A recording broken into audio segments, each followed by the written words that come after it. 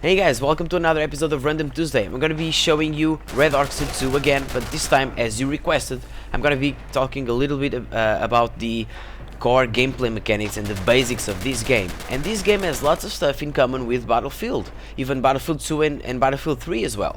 It supports up to 64 players. It has classes, engineer, assault, support, etc. You have tanks, you have squads, and then you have a squad leader, a commander mode, just like you see in Battlefield 2.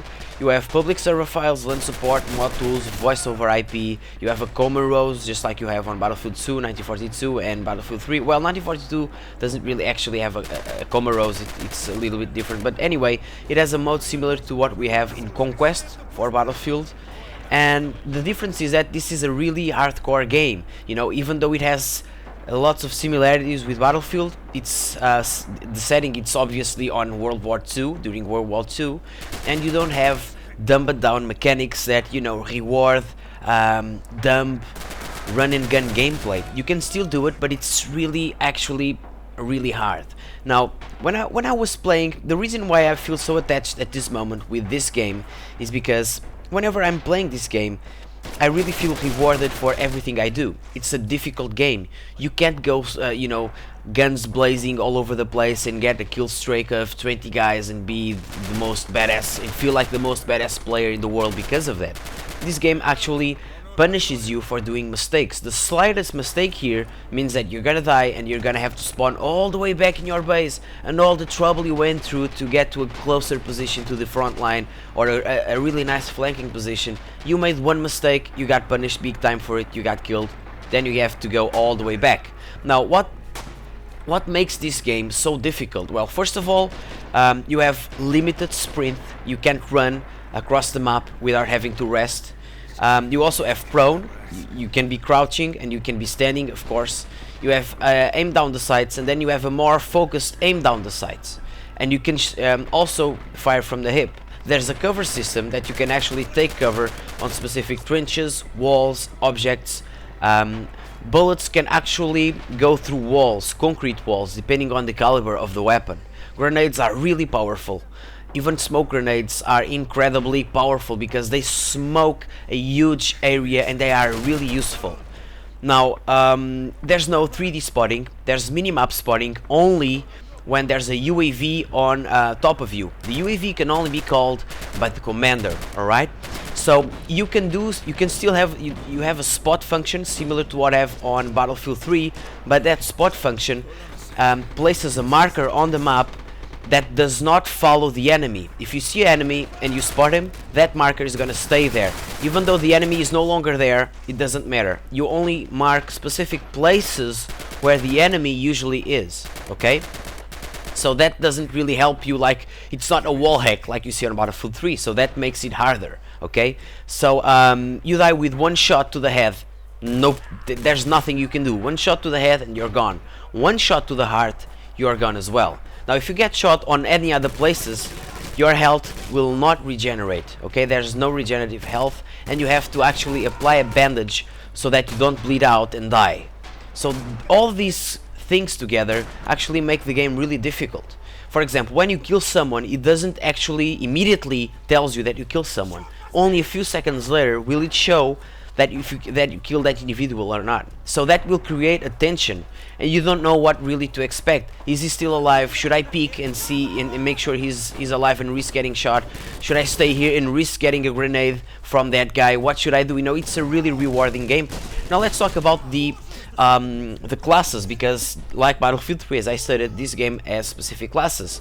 Okay, so let's go over each specific class really fast. You have the rifleman, you have the elite rifleman, the assault, elite assault, marksman, which is a sniper, anti-tank, machine gunner, engineer, squad leader, commander, tank commander, and tank crewman. So we see lots of classes here. We have 12 different classes. Of course, not every map supports every class, and every class has a restricted number. For example, you only are allowed to have 1 or 2 marksmen per team. Okay, so you're not gonna see a spam of snipers. Same thing happens with those more specific and important classes, such as the tank commander. The commander, you can actually only have one commander, one tank commander, machine gunner, engineer, etc. all are limited as well. So usually the assault and the rifleman are the classes that support most players. You know, that's like 10 slots for each one of them. Now what's the difference between rifleman and elite rifleman? It's basically the same class,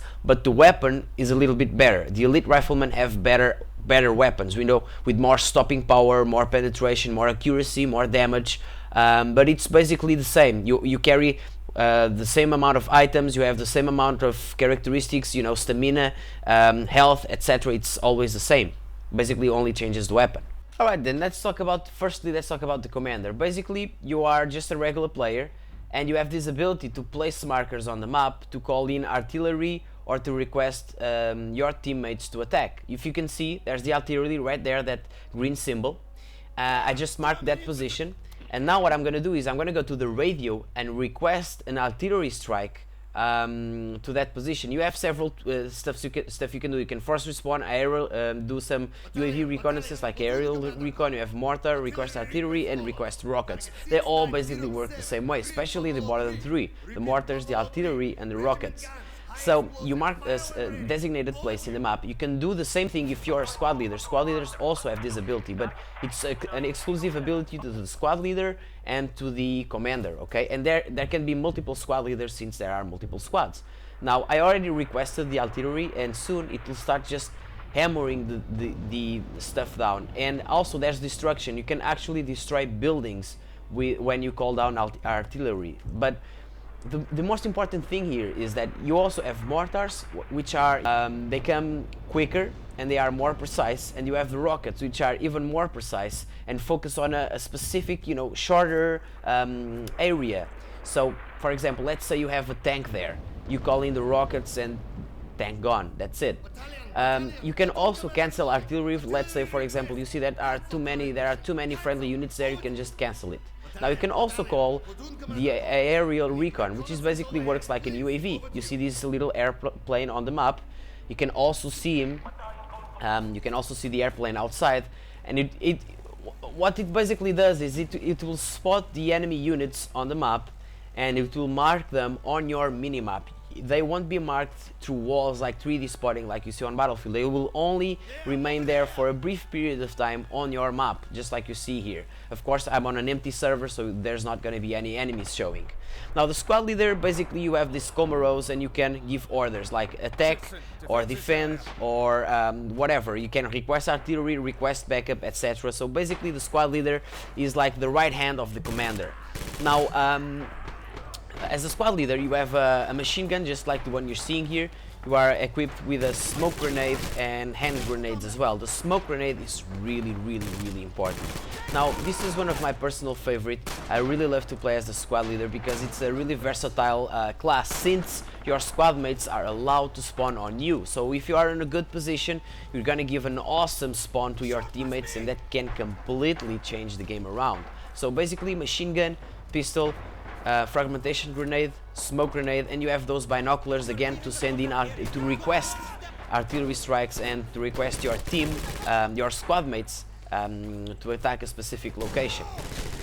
Again, this is when you play as a squad leader, you have lots of responsibility, because if you're sucking as a squad leader, you're not really giving any support to the commander or any good spawn points to your squad mates. So this is actually one of my personal favorite classes. And again, in this game, when you can die with only one shot, having the ability to block the enemy vision with a smoke grenade is definitely game changing.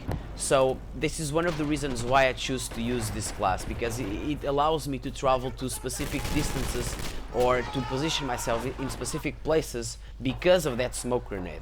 And once I'm there, I can give spawn to my squad mates and again completely change the game around. And this is actually one of the classes that I'm most comfortable with while I'm playing. Now it's a high responsibility class, because if you mess up, you're gonna keep dying and dying. But anyway, then you have the rifleman. The rifleman is basically have these bolt action sniper rifles, one shot at a time.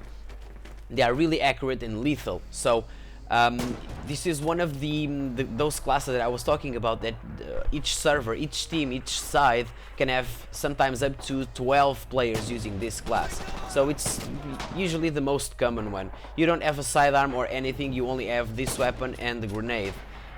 So yeah, it really limits your gameplay. You can't go Rambo unless you are really skilled and you have really good timings.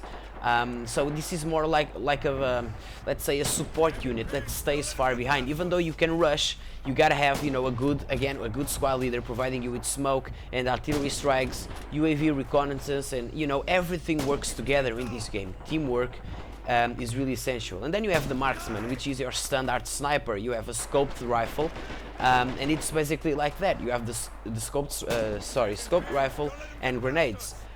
This is one of the most important classes in the game, one of the most powerful, and that's the reason why sometimes specific maps can only allow one sniper. And then you have the anti-tank unit. Sometimes you can only have one guy per team. This is a really vulnerable but yet powerful unit. It can completely destroy tanks with a blink of an eye. One single anti-tank grenade and bam, they're gone. And you also have this weapon that you can only fire while being prone, that really penetrates the armor of the tank and completely destroys it, just like you see here. It's also effective against infantry, but I mean, you can only fire it while you're proning, so it's really hard. And then you have the anti-tank grenade, which basically insta-kills the tanks. But you might think that this is overpowered, but not at all, guys. Playing with this class, you are really vulnerable.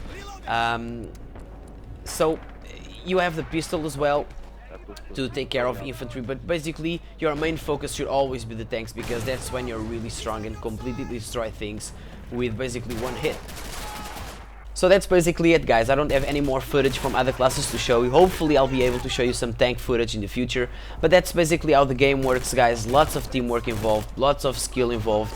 This game really punishes you for doing the wrong choices, but it really rewards you for doing the good ones. I really feel a sense of accomplishment while I'm playing this game. For example, when I'm playing Battlefield 3 and I kill a whole squad or I destroy a tank, I'm like, man, just a normal day on Battlefield. But on this game, when I manage to find 3 guys and kill them or destroy a tank, I really feel that I did something great and awesome. I mean, it's the little things that actually make this game so damn amusing. It can also be frustrating, but most of the times when you lose, when you get killed, it was because you did something stupid, right? It's not because you died behind cover or the netcode doesn't work or you were suppressed. There's actually a suppression mechanic in this game, but it doesn't work at all like Battlefield 3. So you only die because you did something wrong, not because the game is trying to help the noob and thus it has to punish you for doing something good, you know. So I hope I caught your interest with this game. There's an expansion going on the Pacific. I mean, it's still set on the World War II, but it's this time on the Pacific, on a more tropical setting, more infantry focused. I think a lot of people are gonna love this. Anyway, guys, support this game. Like last weekend, this game was like €1 on Steam. I mean, it's totally worth it, guys. I hope you enjoyed the video. Don't forget to leave that thumbs up if you really enjoyed it, because it really helps. And thanks for watching, guys. Cheers.